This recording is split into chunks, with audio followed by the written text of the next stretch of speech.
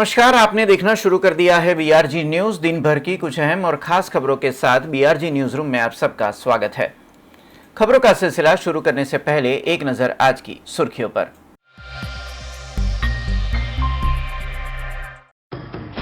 बड़ौदा महानगर पालिका ने आज 3 तालाब और 2 रास्तों का किया ई नामकरण। मेयर ने वीर शहीद आरिफ पठान की शहादत को किया सलाम। नवायाड़ के रास्ते को दिया शहीद आरिफ पठान का नाम।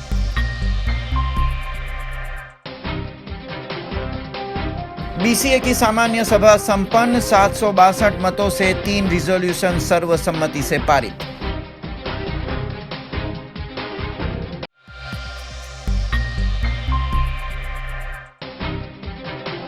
गूगल ने भारतीय अभिनेत्री और नृत्यांगना ज़ोहरा सहगल को किया याद। गूगल डूडल में ज़ोहरा सहगल की नृत्य करती तस्वीर रखी गई।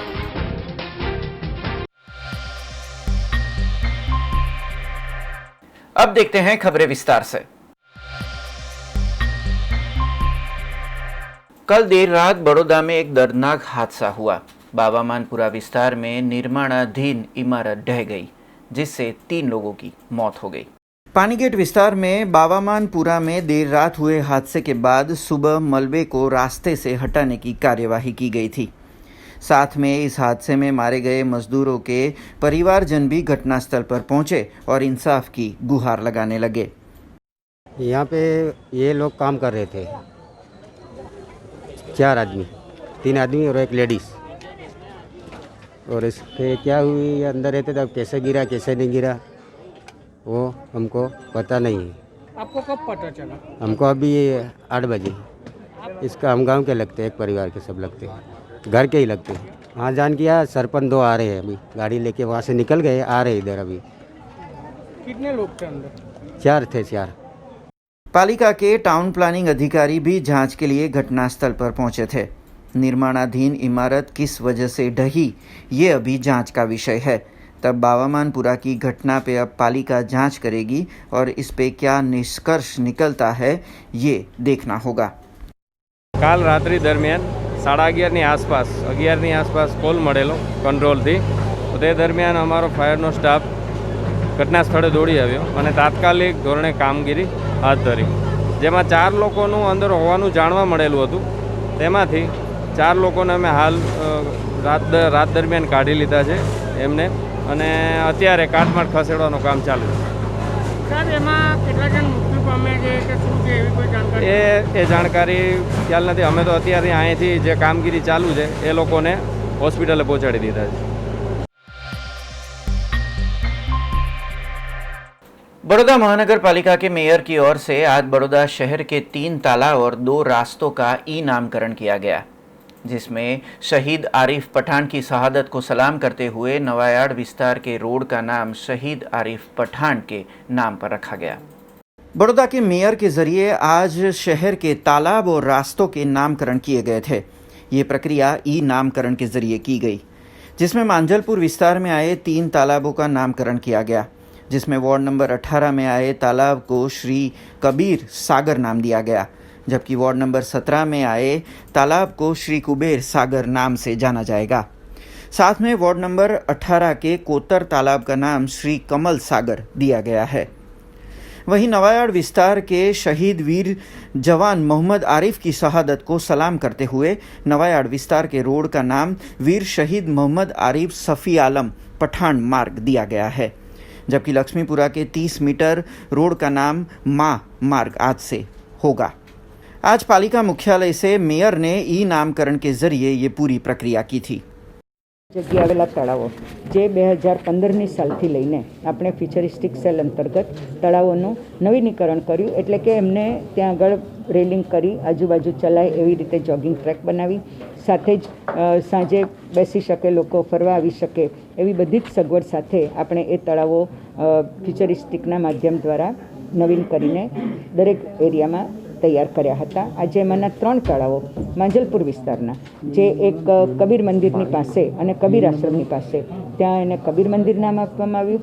બીજું એક ખૂબ મોટું તળાવ મશિયા તળાવ જ્યાં આપણે તૈયાર કર્યું, ત્યાં આપણે એનું નામ કુબેર સાગર આપવામાં આવ્યું, કારણ કે એની સામે જ કુબેરેશ્વર મહાદેવનું મંદિર વર્ષોથી આવેલું છે.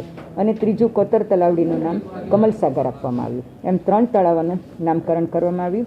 અને સાથે જ 2 રસ્તા, એક આપણો જ એક જુવાન દીકરો વીર શહીદ મોહમ્મદ આરીફ શફી આલમ પઠાણ જે શહીદ થઈ ગયો હતો, તો આપણે એને એ જ્યાં રહે એ રસ્તાનું નામ એની યાદગીરીમાં, એની શહીદીની યાદગીરીમાં હંમેશા વડોદરા શહેરને યાદ રહે એ રીતે રસ્તાનું નામકરણ આપ્યું. અને લક્ષ્મીપુરા ગામથી કિશન કોમ્પ્લેક્સથી જે રસ્તો આવે 30 મીટરનો માર્ગ, ત્યાં એક મા અને એના 2 દીકરાને એક્સિડન્ટ થયો હતો, એટલે કે એ રસ્તાને મા માર્ગનું નામકરણ આજે કરવામાં આવ્યું છે.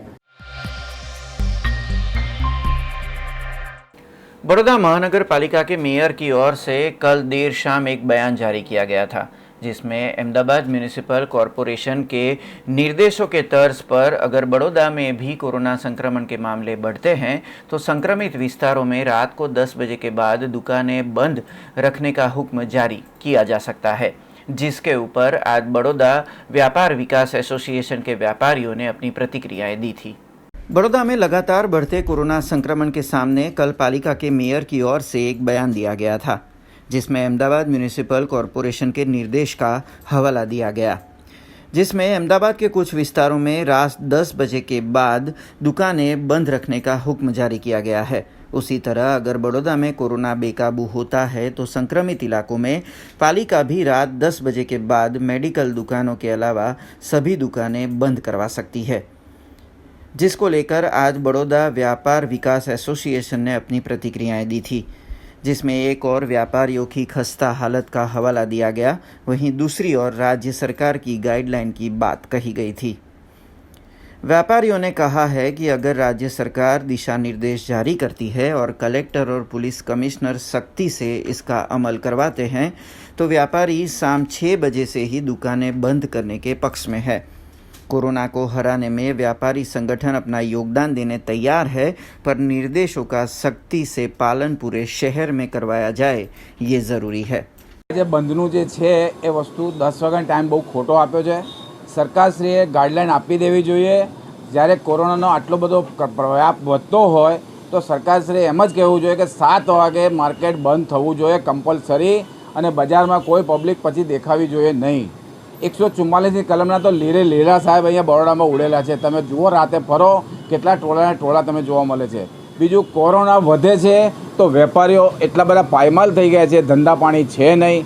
એક તો ઉપરથી દવાખાનાના પૈસા નથી, પોતાના ઘર ચલાવવાના પૈસા નથી, અને ઉપરથી આ 10 વાગ્યાનો ટાઈમ, 10 નહીં 7 વાગે બંધ કર્યો સાહેબ. આમે સિઝન છે નહીં, કોઈ વેપારીને ત્યાં ધંધો છે જ નહીં, કારણ કે દરેક પોતાના ધંધામાં બેઠા, પણ કોઈ ધંધો છે નહીં. વેપારીઓ આપઘાત કરે છે. તમે વાંચો પેપરમાં કેસ, કેટલા વેપારીઓ આપઘાત કરે છે. અને અત્યારે આપઘાતની જેમ રમેશભાઈ કીધું એમ લોકો શાકભાજી શું બીજો ઇતર ધંધો કરવા બી તૈયાર થયા છે. કાંઈ પોતાનો ધંધો ચાલતો ને શું કરે માણસ? રોજીરોટી માટે કંઈક તો કરશે કે નહીં કરે? એટલે હું તો કહું, સરકાર આ વડોદરાની સંસ્કારી નગરીની પ્રજા, સરકાર જો માનશે, સરકાર જે કહેશે કે ભાઈ 7 વાગે બંધ, તો બધા જ ઓટોમેટિક બંધ રાખશે. કોઈ વેપારી એને ઓપોઝ નહીં કરે. સમગ્ર વડોદરા વેપાર વિકાસ એસોસિએશન 70 એસોસિએશન અમારી સાથે છીએ. હમણાં એક હોવા થયો છે કે તમે કહો છો કે કોર્પોરેશનના કમિશનરે વડોદરા શહેરને 10 વાગ્યા પછી બંધ રાખવાની વાતો કરે છે. આ તદ્દન ખોટી વાત છે. અમે લોકોએ પરેશભાઈએ કહ્યું પ્રમાણે 2-3 મહિના પહેલાં પ્રયત્ન કરેલો. આ રાજ્ય સરકારની ગાઈડલાઇન પ્રમાણે કલેક્ટર અહીંનો રાજા છે. કલેક્ટર અને કમિશનર, પોલીસ કમિશનર, કલેક્ટર ઉપર રાજ્ય સરકારના ગાઈડલાઇનથી આ બધું ચાલી રહ્યું છે. જ્યારે પોલીસ કમિશનર, કોર્પોરેશન કમિશનર અને કલેક્ટર જે ગાઈડલાઇન જો ઉપરથી આવશે તો જ આ બંધ રહેશે, તે સિવાય કોઈ માનવાનું નથી. કારણ કે અમે લોકોએ પ્રયત્ન કર્યા હતા ત્યારે એ લોકો એવું કહ્યું હતું કે ગાઈડલાઇન અમારી પાસે, રાજ્ય સરકારની ગાઈડલાઇન પ્રમાણે અમે લોકો કામ કરી રહ્યા છે. બરાબર છે. તો હવે 10 વાગ્યા પછીનો મિનિંગ નથી કોઈ બંધ રાખવાનો, કારણ કે જો બંધ રાખવું હોય તો 6 વાગ્યાથી 7 વાગ્યાની અંદર આખું બજાર બંધ કરવું જોઈએ. કારણ કે હવે આ લોકોએ છૂટ આપી દીધી જ છે. પ્રજાને જીવવું હોય કે મરવું હોય, તમારી મતે કામ ધંધા કરો અને જીવો અને ખાઓ પીવો. બરાબર છે, હકીકત છે. અત્યારે એટલી હાલત ખરાબ છે આખા વર્લ્ડમાં. HBOના રિપોર્ટ પ્રમાણે દરરોજના કેસ, ઇન્ડિયાની અંદર વાત કરું, 85થી 95 હજારના કેસ થાય છે. અને છેલ્લા 120 કલાકની અંદર રેકોર્ડ બ્રેક આખા વર્લ્ડમાં કેસ છે. અને આ ઠંડીના કારણમાં ફ્રાન્સમાં, અમેરિકામાં, કેનેડામાં કેસો એકદમ વધી ગયા છે. અને એમાં ઇન્ડિયામાં, એમાં ગુજરાતમાં તમે જુઓ તો અમદાવાદ, વડોદરા અને સુરત અને રાજકોટમાં સખત કેસ છે. વડોદરાની હાલત આ બહુ ખરાબ છે. પણ આ લોકો હવે એમ કે તમે બંધ રાખો, પણ કોને કહેવાથી પબ્લિક અમારું માને? અમારે વેપારીઓ અમારે કહેવાથી માને?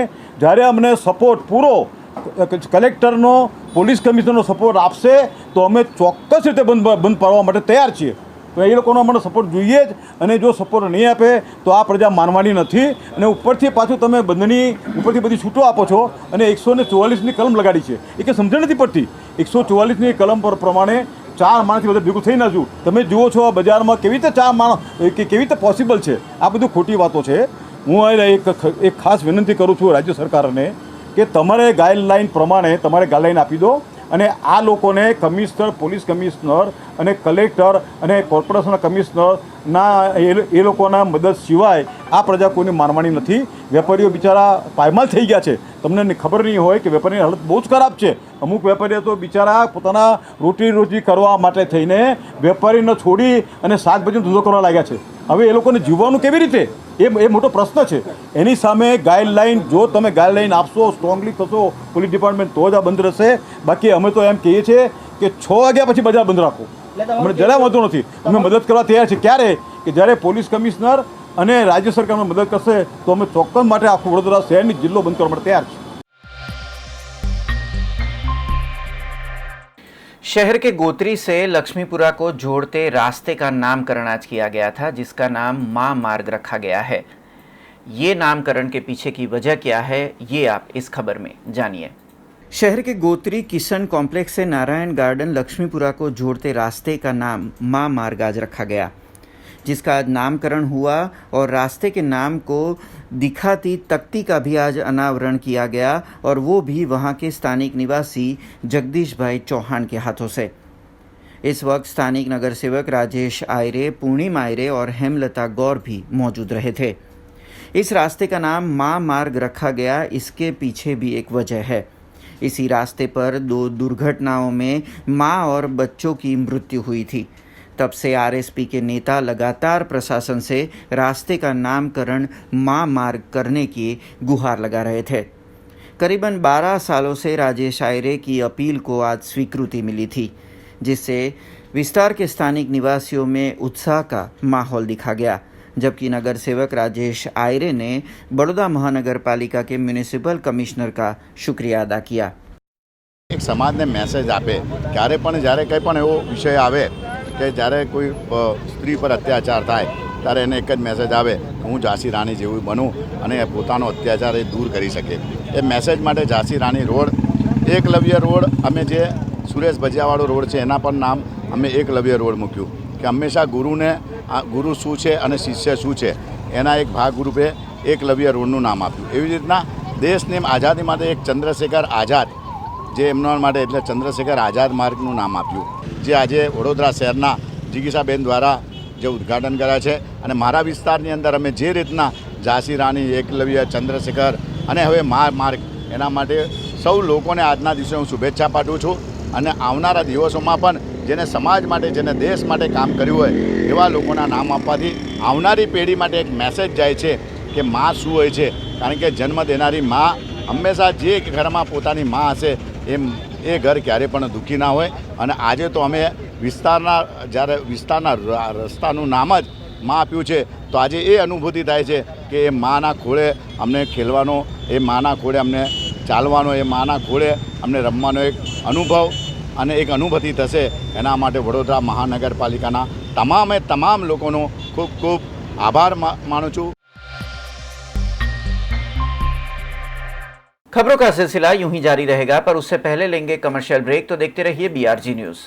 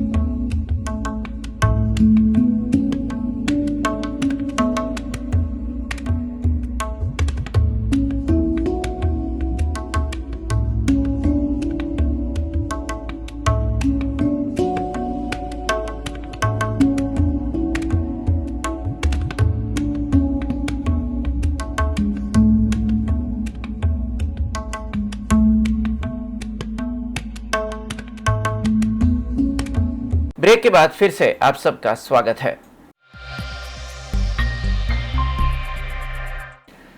30 सालों तक भारत की समुद्री सीमा की रक्षा करने वाला INS विराट आखिरकार अलंग पहुंच गया है और अलंग पहुंचने के साथ ही थैंक यू विराट के तहत एक विशेष कार्यक्रम आयोजित किया गया था, जिसमें INS विराट को अलविदा कहा गया। इस कार्यक्रम में केंद्रीय मंत्री मनसुख मांडविया उपस्थित रहे थे। सेंटोर श्रेणी के विमान वाहक पोत INS विराट ने करीब 30 साल तक भारतीय नौसेना में सेवाएं दी। इसके नाम सबसे अधिक सेवा देने वाले युद्धपोत का गिनीज बुक में रिकॉर्ड दर्ज है। तब केंद्रीय मंत्री मनसुख मांडविया की उपस्थिति में थैंक यू विराट नाम से समारोह आयोजित किया गया था, जहां उन्होंने कहा कि केंद्र सरकार ने नौसैनिक पोत को संग्रहालय में बदलने के लिए 500 करोड़ रुपए खर्च करने के लिए तैयारी दिखाई थी, लेकिन जहाज का ढांचा पुराना हो गया है और ये 15 साल से अधिक नहीं रह पाएगा। जहाज के अंदर इस्तेमाल होने वाली सामग्री लंबे समय तक नहीं चलेगी, जिसके बाद विशेषज्ञों की राय के बाद थैंक यू विराट के तहत कार्यक्रम आयोजित करके INS विराट को अलविदा कहा गया। अब INS विराट को अलंग में रिसाइकलिंग हेतु तोड़ने की प्रक्रिया शुरू कर दी गई है।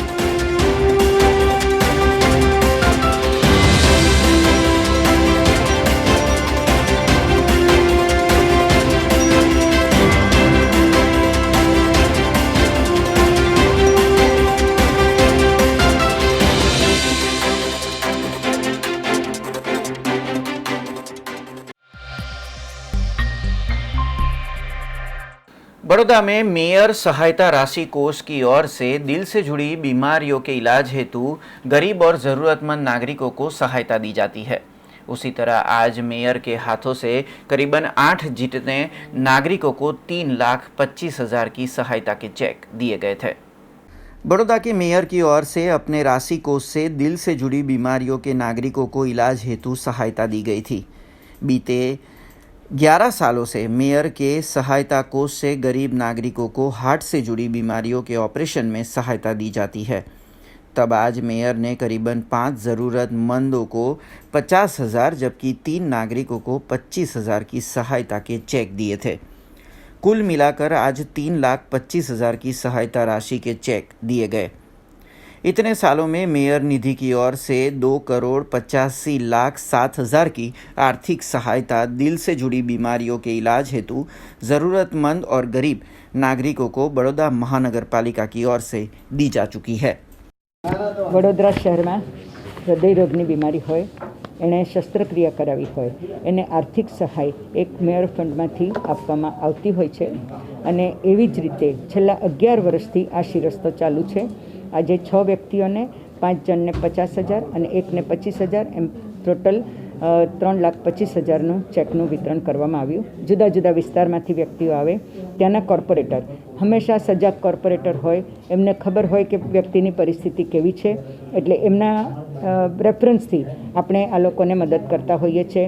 સામાન્ય પરિસ્થિતિ હોય, અચાનક હાર્ટની તકલીફ થાય અને હોસ્પિટલમાં જાય ત્યાં ખબર પડે કે ઓપરેશન કરાવવાનું છે, ત્યારે શું કરવું, એટલે એ વાતને ધ્યાનમાં રાખીને આપણે વર્ષોથી આ શિરસ્તો પાડ્યો છે અને એમાં લગભગ આજ દિન સુધી 2,08,57,000 જેટલી આર્થિક સહાય એ લોકોને આપવામાં આવી છે। આ પૂરી સહાય તો નથી, પરંતુ એમને એક ટેકારૂપ અને મદદરૂપ સહાય અડધી રાત્રે તકલીફ પડી હોય એવી જેના ઇન્કમ ગ્રુપમાં આવતા હોય એ પ્રમાણે આપણે એમને આપતા હોઈએ છીએ। એ રીતે આજે જુદા જુદા વિસ્તારમાંથી 6 વ્યક્તિઓને ચેક આપવામાં આવ્યા। बड़ौदा क्रिकेट एसोसिएशन की सामान्य सभा आयोजित हुई थी, जिसमें 762 मतों के जरिए 3 रिजोल्यूशन सर्वसम्मति से पास किए गए।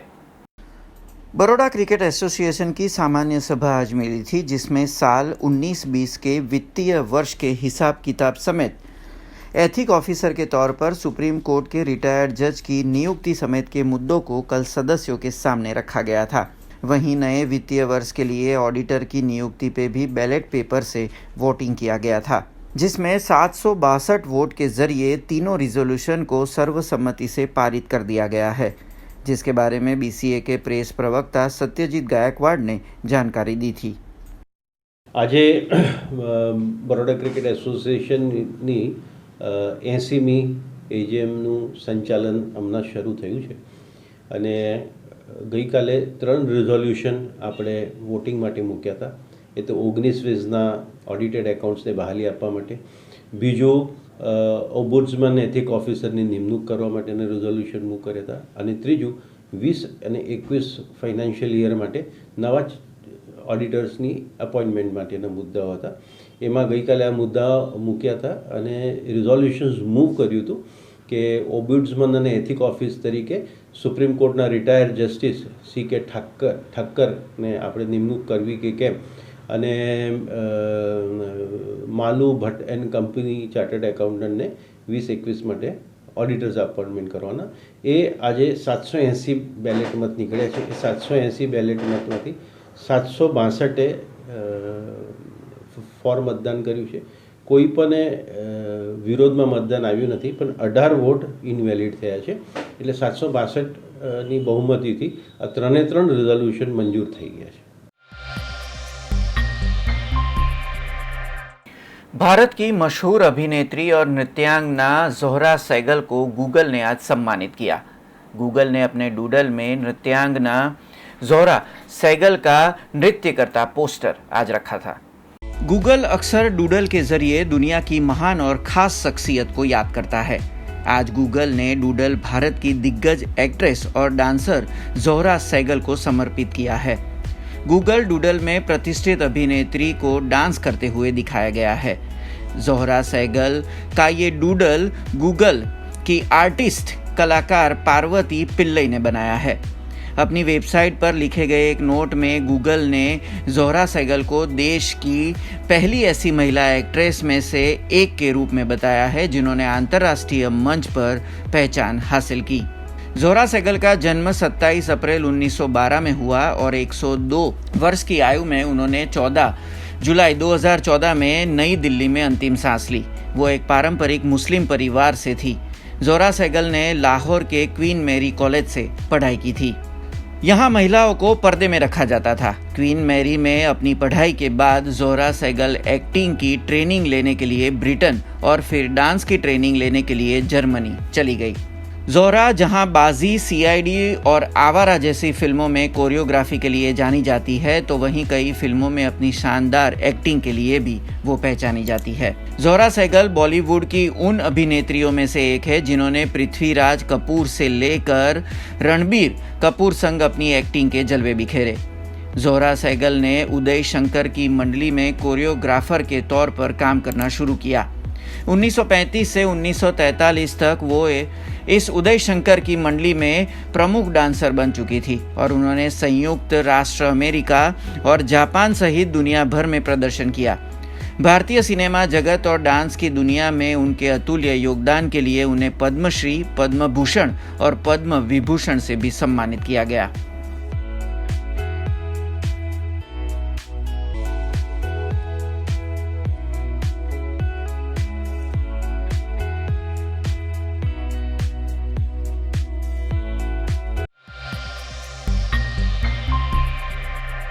खबरों का सिलसिला खत्म करने से पहले एक नजर आज की खास खबरों पे.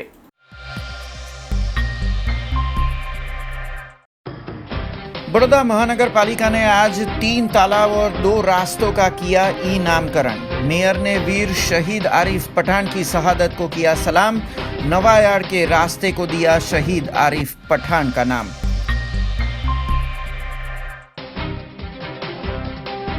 BCA की सामान्य सभा संपन्न. 762 मतों से 3 रिजोल्यूशन सर्वसम्मति से पारित.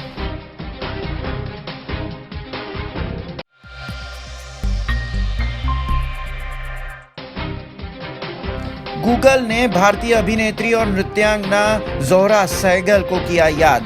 गूगल डूडल में जोहरा सहगल की नृत्य करती तस्वीर रखी गई.